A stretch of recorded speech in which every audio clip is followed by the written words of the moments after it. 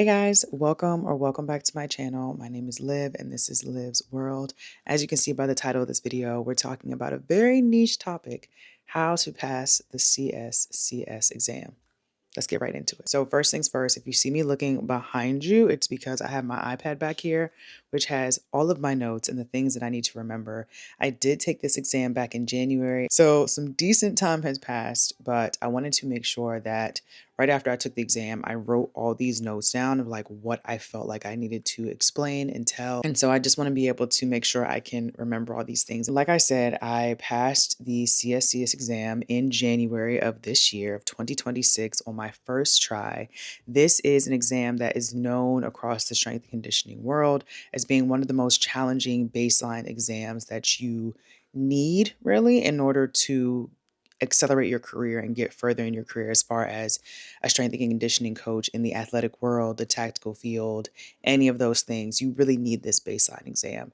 By the grace of God, I was able to pass by the skin of my teeth, I'm telling you, on my first try, and I'm so glad I did. So I just wanted to kind of make this video to give you guys some tips and tricks on things that I feel like really did help me so that I could possibly pass it along to help somebody else. So let's start with why I took the exam. So I took the CSCS exam in general because it really is, again, that baseline certification that is required and necessary if you want to get into those higher echelon strength and conditioning fields. Now, of course, you can possibly do it without getting the certification, but it really is mandated. And in order to get the certification, you have to get your degree. My process is I did go back to school, got my degree, then got my CSCS.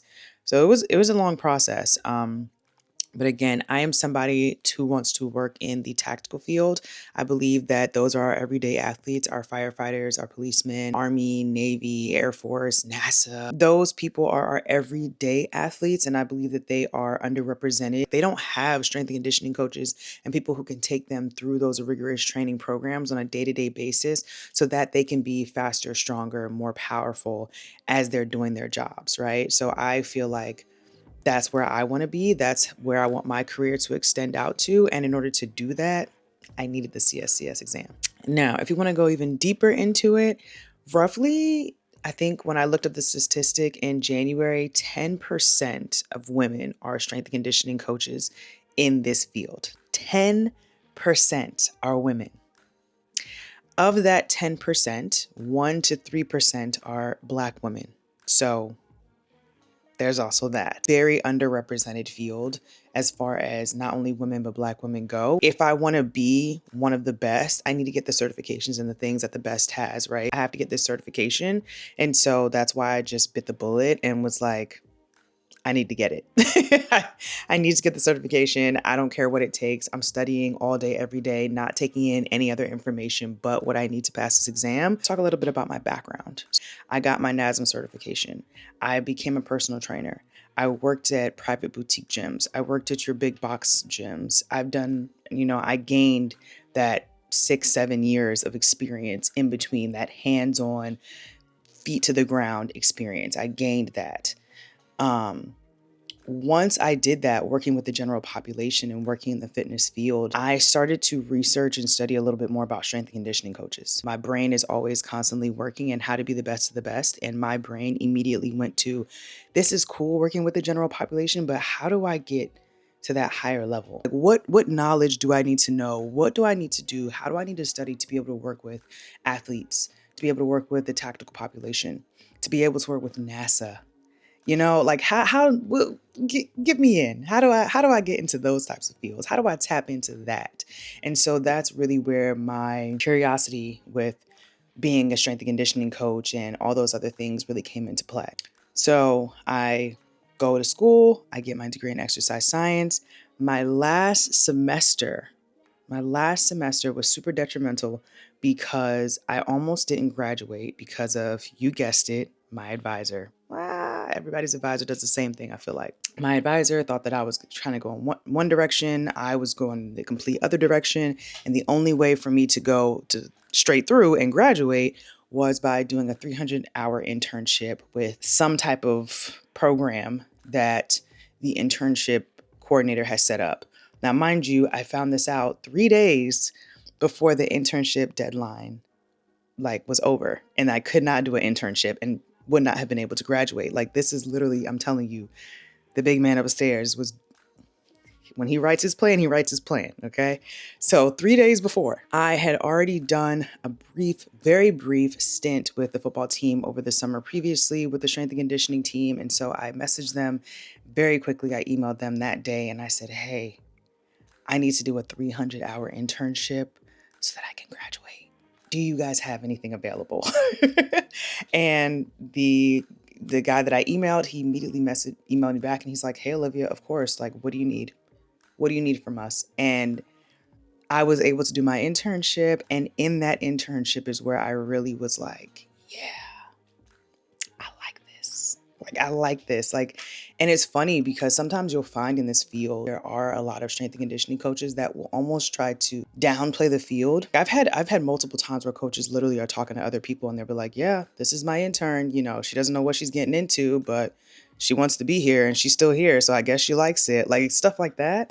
And no matter how many times people said that, I still was like, yeah, like, I don't know what that comment was, bro, but yeah, I'm still going to be here, you know? I really enjoyed like learning, understanding like movement, power, speed, strength, how it helped the athletes, even the mental aspect of it. Like, there's so many different aspects of it, and every single sport has its own background. And I realized in that I really wanted to continue pursuing it. So from there, I did my internship, my 300-hour internship with my university. I did another internship with MedStar. I did an internship with USA Lacrosse, a couple voluntary like day things with USA Lacrosse. And that was so much fun, so much fun.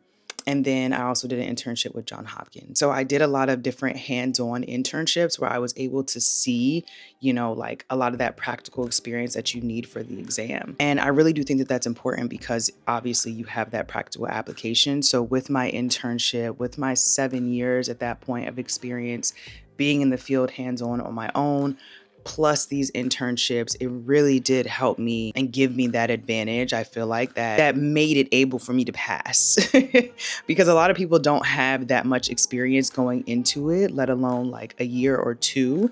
And I'm, you know, even though I didn't have that many years in the actual strength and conditioning field, I had a lot of hands-on experience just in the field in general, which gave me that boost.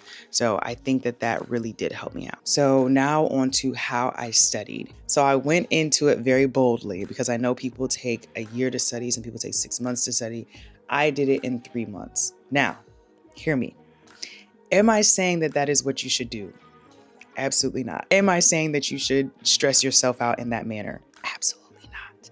Am I saying that's what I did? Yes. Yes, it is. In October is when I told myself I would start studying. I did a trip that last week of October and I did not study at all. I brought my books, didn't study. So I didn't like really boots to the ground start studying until that first week of November. And I was still in my internship at that time. So I was studying. I was reading about 2 to 3 chapters at a time. And I did end up purchasing Matt Castoral's The Movement System, like online study program. So I would read my chapter, I would listen to his lecture. There's also an online professor. His name is Dr. Jacob Gooden, and I would listen to his lectures right after. And then Matt Castoro on his online study program, he has quizzes based off of every chapter. So I would take the quiz on his online study program, and then I would take the quiz that was actually in the book itself, just to see like what information I was retaining, how much of that information I actually was understanding, to know, okay, I can move on to the next chapter, or I kind of need to spend a little bit more time here. I will say my background with my degree in exercise science really did help because those anatomy and physiology classes, the exercise physiology classes, a lot of that information was still somewhat, you know, in the front of my brain. I was able to really retain it and remember a lot of that stuff, like the sliding filament theory, actin, myosin, ATP, the Krebs cycle. I still had a really good understanding of it from school, honestly, in order to do well in my classes. So I think that really did give me a big boost in why I was able to start studying so late and still be able to do well on the exam. Like, that's the only reason why I feel like I was able to do that. In my last month, getting ready to take the exam, just doing a lot of review prep, I did use Pocket Prep. I used Dr. Jacob Gooden, and I did use Matt Castero's videos as well. So a lot of repetitive usage of these things in order to be able to help me to study a little bit better. Okay, so let's talk a little bit about the resources that I feel like actually helped me in order to do well on this exam. So first things first, the textbook. The textbook. I know a lot of people try really hard, not read the textbook, not buy the textbook, not use the textbook. You need it. Let me be that friend to hold your hand and tell you that you need it. Just buy the textbook, get it out the way. Don't even bother with, do I need it? Do I need it? You need it. And I know they're coming out with the 5th edition, either already came out with it or coming out with. I'm not sure how the 4th edition versus the 5th edition are, and if you need to buy the newest book. I don't know anything about that. But what I do know is if you don't have the textbook, you need to buy the textbook if you plan on passing the exam. And the reason why is because you need the fine details in the book in order to understand the language and the text on the exam. The practice quizzes in the book are so helpful. I also was a part of Matt Castero's online Facebook group for the CSCS exam, and I saw a lot of people saying that they purchased NSCA's practice exams just so that they could better understand NSCA's language and the wording of their questions. And I didn't understand what they were saying until I actually started looking at the practice quizzes in the book, and I was like, oh, that's an interesting way to word that question. Like, I know the answer to that question, but why would you word it like that? Taking those practice quizzes not only will help you better understand NSCA's language and how they like to word questions, but it'll also give you that better understanding of what you understand, information you're actually able to consume and have some type of knowledge on, and not just like read it for the sake of reading it, but actually reading it and retaining it and able to regurgitate it and answer a question correctly, because that's really what you need. You need to be able to have a critical thinking skill with this information and not just memorize stuff. You can't memorize this entire book. Don't try it. Don't try it. Understand the book. Don't memorize the book. It is that simple. Okay, so moving on to Matt Castero's CSCS prep course. I'm very glad that I purchased this course. Let me just say that. I know it's expensive. I know it's pricey. A lot of people go back and forth on whether or not they should purchase it or not. My experience, I'm very glad that I decided to do it, and I'll tell you why. So Matt Castero has a way with his, especially the online video presentations, breaking down a lot of this very heavily detailed information from the text and making it a lot more easily digestible.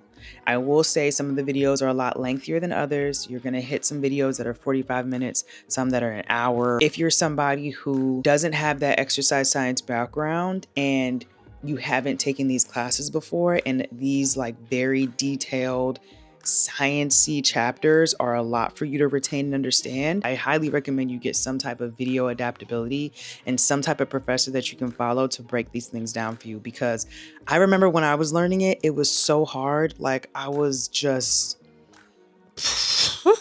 my brain was imploding every single day trying to understand this stuff. So I can't even imagine if you're trying to understand it just for the sake of this exam. It's tough material and you need somebody to help explain it to you. And Matt does a really good job of doing that. He breaks the chapters down, gives you the information. He lets you know like what's really important, what is something that you maybe can like skim over. Also, his practice quizzes and his practice exams, they're so good and they mimic how the exam is going to be. What I really enjoyed about those questions and those exams and those quizzes is not just the fact that we had the availability to it. When you're done with the quiz or the exam, on the right hand side, there's actually a PDF file that you can click on, and it will break down every single question and tell you why the answer was right and why the other answers were wrong. And I think that is, again, going back to what I said about how you need to be able to have critical thinking skills and understand these questions and not try to memorize.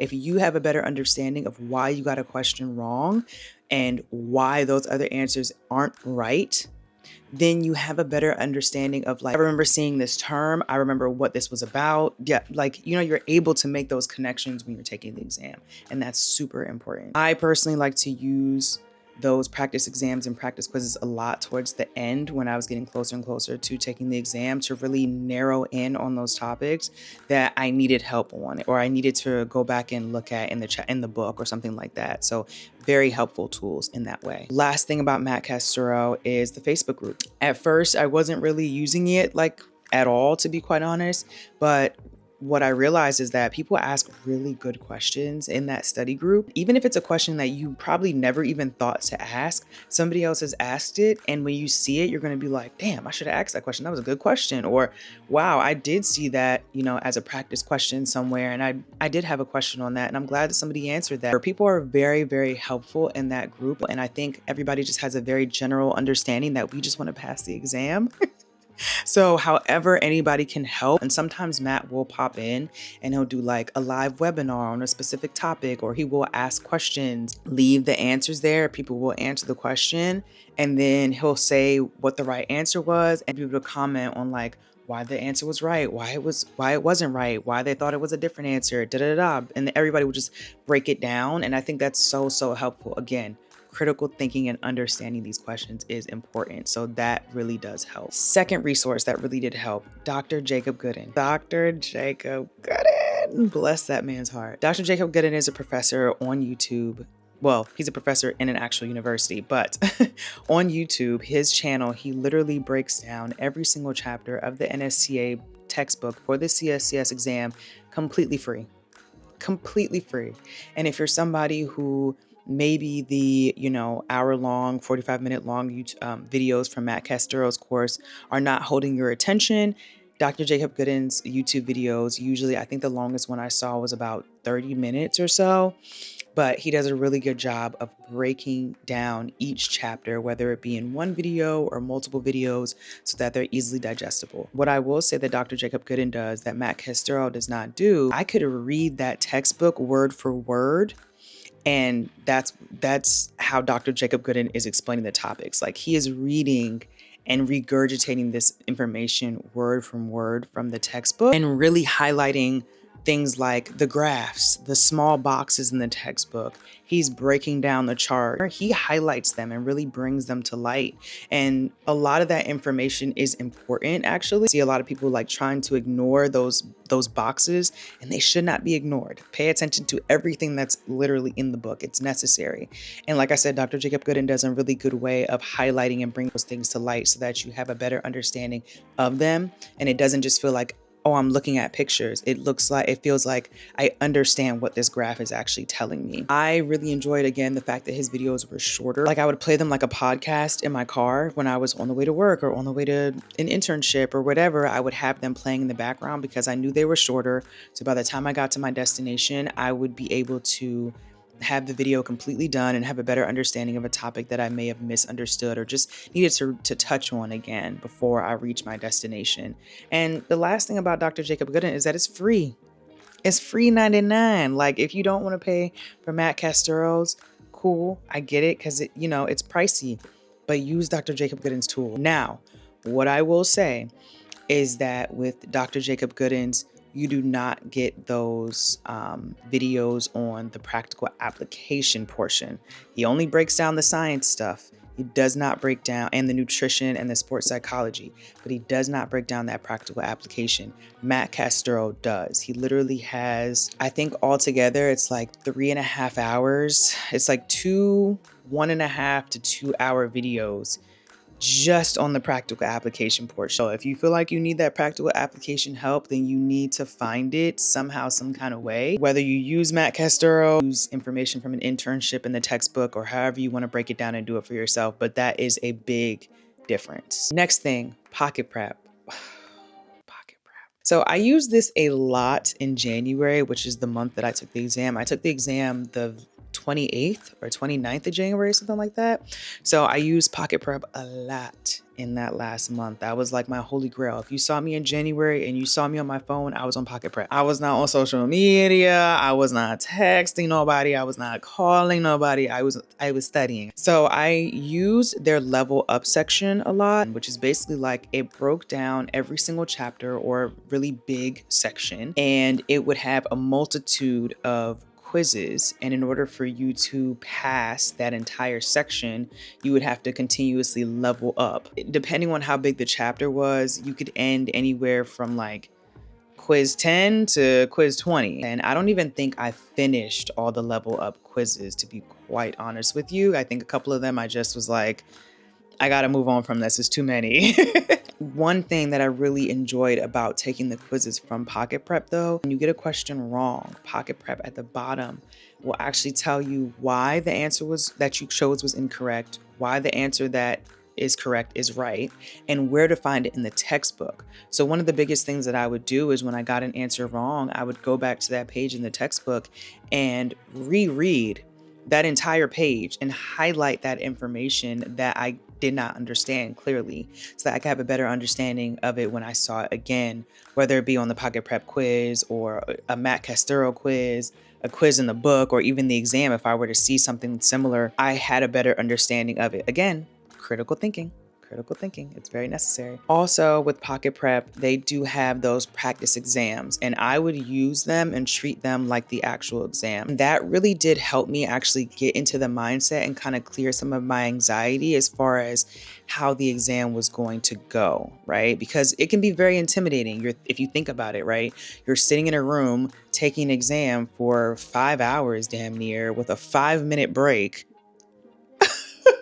And you think I'm not going to be nervous and sweaty? You're crazy. So being able to take this exam and kind of get some of those jitters out, because I already had an idea of how I needed to function and how I needed to keep myself calm when I was taking it, was really, really nice. The last thing I'll say about Pocket Prep is that I do think that my least favorite part was with the practical application portion. I think they do a really good job of explaining a technique as best as they can. Does this sound correct versus does this not sound correct? If you don't have that hands-on practice, I think you should use books like this.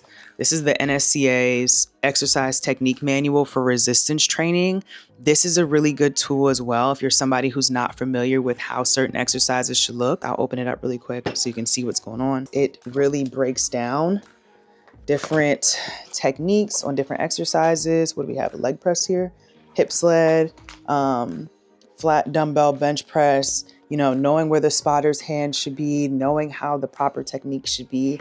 And they do a really good job of breaking this down. And they also have videos that align with it if you get the actual textbook itself. So this could also be a really good resource. I think a better resource than Pocket Prep. Last thing that helped me, memorize the 60th percentile. Memorize the 60th percentile. I would start memorizing that bad boy when I first start studying. Let me tell you, I was in such denial. Such denial. When people kept trying to tell me to memorize the 60th percentile, memorize it. When I saw that information, I was in denial. I was like, no freaking way. Y'all have lost your minds. I already have to understand this entire textbook. Now you want me to understand about 10 pages of the 60th percentile of every sport? Male versus female? You've lost it. You've actually lost your mind, but you need to know it. You need to know it. Me personally, I broke it down by male versus female, and I did averages and was able to memorize those averages. You need to know it. That's a non-negotiable, friend. Sorry. Don't shoot the messenger. Sorry. Now let's move on to things that did not help me, because there are a lot of things that did not serve me well in trying to study for this exam. One thing would be overthinking and worrying. About 2 to 3 weeks before I actually had to take my exam, I was making myself overly anxious about the exam. I was taking almost too many and doing too many Pocket Prep quizzes and over listening and overthinking about certain topics and things. And it was making me super anxious and anxietous about the exam, especially when I went to do the Pocket Prep practice exams. I was getting like 78s. I wasn't getting any types of B's or anything like that on those exams. And it was making me very, very nervous about taking the exam. So then I would start over studying, and the process would just keep repeating. This was happening to the point where just from the start of my day, I was only consuming this information. Like I would wake up and turn on Matt Castero's videos, listen to Dr. Jacob Gooden's stuff as I was walking around in the house. As I was eating breakfast, I was listening to a lecture video. As I was working out, I was listening to a lecture video. The only time I wasn't studying was when I was at work, because I had to be active and present for the members of my gym. But other than that, it was taking a practice exam, listening to Matt Castero or Dr. Jacob Gooden's videos, or taking a Pocket Prep quiz. I was over consuming the information to where it was consuming me. So I was coming off work, coming in the house, and just immediately start studying. I was not doing anything else. I had no other free time because I just was giving all my free time to studying. And I think that's what really made me start to feel like burnt out the closer I got to the exam. So once I hit that 2-week mark and really realized that I was doing way too much, I just trickled back a lot. I gave myself 3 days at the most to study. And then that week before, I think I studied or looked at information maybe one time that week. The rest of the week I gave to myself to do my hobbies, to read my books, to play my games, to journal. I wasn't doing anything, guys. In that week before, I tried to give myself my life back, so to speak, in order to kind of calm myself before I went into the exam. I think that was really important for me because creating that anxiety, it is a stressful exam, right? It's a 30-something% pass rate. It's already anxiety driven. If I could say anything to my past self about it, it's just like, calm down a little bit. Calm down a little bit. We've done all the things, we've studied, we've done everything that we needed to do. There's no need to then overly create a lot of anxiety even more for ourselves. That's not necessary. Another thing, flashcards. I know a lot of people say, like, especially for the 60th percentile, you need flashcards to memorize, you need flashcards for the information. I'm just not a flashcards girly personally. And I think I only say that to say that you have to find the methods that help you, right? Just because, even listening to my video, just because I tell you that a certain method works for me, it may not work for you, and that's fine. It's fine. But you got to find what works for you. And I know for myself, flashcards just don't work. I noticed that within the first week or two. I was like, I'm not even bothering with this. Another thing that didn't really help for me is on Amazon, there is a NSCA CSCS prep book that you can purchase. It's not made by the NSCA. It's just another brand that created a prep book on their own. It kind of helped and it kind of didn't. And it helped me in the way that I was able to get my averages for the tests from the 60th percentile to use those. They have practice quizzes and practice exams in there. I did use those because they had different questions than what the book had and what Matt Castero had and what Pocket Prep had. So I did like that.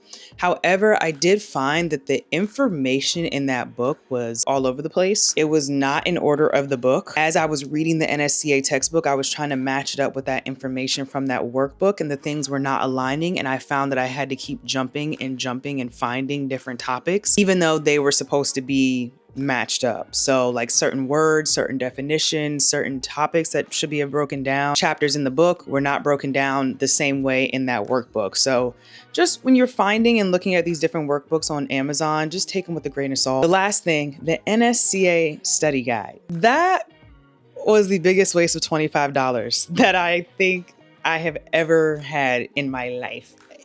I literally did not use it at all. All the information from that, like NSCA on their actual website, they have a study guide that they will sell you for $25. Most of that information that's on that study guide is on the DCO, the detailed content outline, which they give you when you sign up for the exam. In the book itself, when you get to the start of any chapter, it tells you the main outlines of what you should know from every chapter.